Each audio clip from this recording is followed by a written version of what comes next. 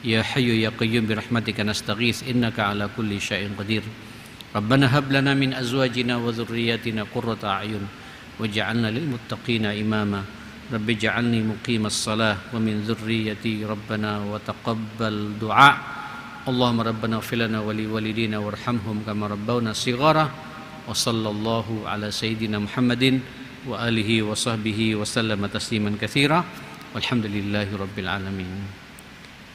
Tafadhal, saya kembalikan kepada host. Isya masih jam 7:05, jadi ada 15 menit. Silakan dimanfaatkan untuk bertanya, juga untuk ibu-ibu boleh.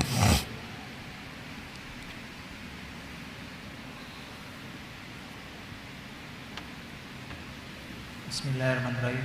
Assalamualaikum warahmatullahi wabarakatuh. Assalam. Ya, Ustadz mohon izin bertanya tentang tadi saya tentang waris dan memutuskan tali persaudaraan. Nggak dengar? Waris dan memutuskan tali persaudaraan. Ini ada satu kasus, misalnya gini, saudara itu sudah dia melepas warisnya karena kondisinya adalah dibuat rebutan. Akhirnya saudara yang terzolimi ini dia melepaskan warisan, jadi dia memberikan warisannya dan dalam kondisi diam. Dia tidak menuntut dan apapun. Di situ dia tidak silaturahim sama saudara-saudaranya dan lain sebagainya, dan dia dalam kondisi diam. Bagaimanakah hukumnya saudara tersebut yang diam dan sudah melepas warisnya? Terima kasih Ustaz. Iya, ini pertanyaan yang bagus. Tolong Pak, waris ini masalah agama, masalah syariat. Waris ini bukan kita mau menang-menangan. Makanya ayat tentang warisan ini cukup jelas, gamblang. Sampai dikatakan orang yang menguasai hukum waris separuh ilmu sudah dia kuasai. Artinya perlu kita pelajari memang Pak. Saya faham tidak semua ustadz punya kemampuan dalam masalah ini. Tapi sekarang Pak sudah ada ilmunya ya. Tinggal ngeklik saja. Aplikasinya sudah ada sekarang ini, alhamdulillah. Kasus sepelik apapun pula tinggal dimasukkan data-data semua keluar nanti. Dalil-dalilnya, ayat-ayatnya, alhamdulillah. Kita satu sisi Pak bersyukur dengan teknologi yang ada. Tidak ada sesuatu yang tidak ada jawabannya saat ini. Kita bersyukur pada Allah, Mas. Makanya ketika kita bukan sesuatu yang aib loh Pak, Ibu. Orang tua meninggal dunia, hatta kuburannya masih basah. Kalau saya sih berharap begitu selesai dikubur, dikumpulkan semua Pak. Kakak, adik, ya, ibu yang kalau masih hidup, kumpulkan semua. Ini gimana? Kita jangan mengatakan bapak baru meninggal, masih belum kering kuburannya kok berbicara masalah dunia. Justru kita bicara begini untuk menyelamatkan orang tua jemaah sekalian. Ini hak Pak, hak dan kewajiban. Bicarakan apa adanya. Undang ustadz yang punya kapasitas berbicara masalah itu. Dan bicara yang syar'i. Kendati nanti yang bersangkutan tidak mau terima karena merasa dia sudah sukses, umpamanya gitu, tetap harus terlibat. Nanti ini hakku, akan aku berikan hakku untuk kamu semua, adik-adikku dan kakak-kakakku. Sampaikan apa adanya. Tapi harus duduk, tidak boleh cuek. Tidak boleh dia mendiamkan. Kalau dia mendiamkan kemungkaran terjadi pada kakak adiknya seperti itu. Mungkin berebut. Loh kadang-kadang Pak kalau sampai kemudian bermasalah, mungkin masuk ke ranah hukum. Kan ini hukum Allah SWT. Kita mencari yang terbaik untuk ketenangan orang tua kita yang sudah meninggal dunia. Dan tolong Bapak jangan main-main dengan harta warisan. Jangan menang-menangan di harta warisan. Tidak ada ceritanya orang sukses hidupnya Pak bisa jadi kaya karena masalah warisan. Saya perhatikan rata-rata orang yang ngambil warisan dengan cara yang tidak benar, ujung-ujungnya rusak Pak, hancur, jatuh miskin Pak. Terlalu banyak contohnya jamaah sekalian. Tapi kalau kita terbuka semua, Apalagi kemudian Pak saling toleransi satu sama lain, ada cinta antara kakak dan adik gitu.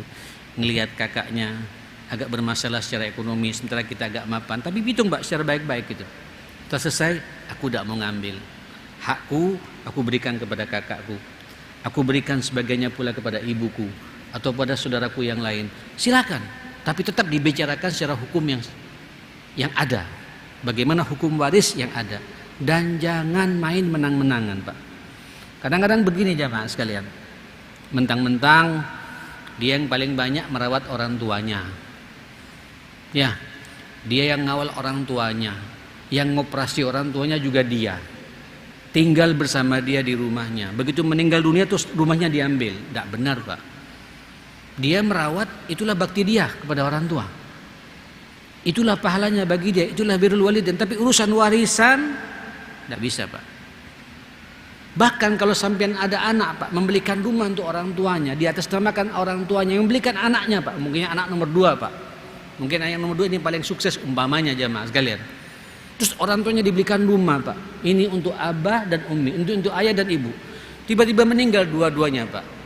Ini anak nomor 2 tidak boleh ngapleng Pak, ini aku yang bangun, tak bisa Pak, karena dia sudah menyerahkan kepada siapa? Orang tuanya. Ini menjadi warisan semuanya jamaah sekalian. Sampai begitu agama kita. Nah, ayo pas panggil saudara semua, duduk semuanya, panggil orang yang faham agama dalam masalah ini, biar jadi tenangnya buat ayah yang di alam kuburnya, mama yang di alam kubur, biar tenang semuanya. Yuk kita bagi secara hukum agama. Insya Allah pembagian yang seperti itu akan diberkahi oleh Allah Subhanahu Wa Taala. Dan jangan dibiarkan Pak, sudah saya mau ambil daripada ribut. Tidak, sampean membiarkan kemungkaran terjadi di situ. Tengahi, ajak untuk membagi secara hukum agama yang sudah ditetapkan oleh Allah Subhanahu Wa Taala. Insya Allah jadi berkahnya semuanya, dan bahagia pula orang tua yang ada di alam kuburnya. Insya Allah seperti itu. Naam, satu lagi. Assalamualaikum warahmatullahi wabarakatuh. Salam. Mau tanya Pak Ustaz, amalan yang dijamin oleh Allah masuk surga itu amalan apa saja Pak Ustaz? Langsung dijamin masuk surga.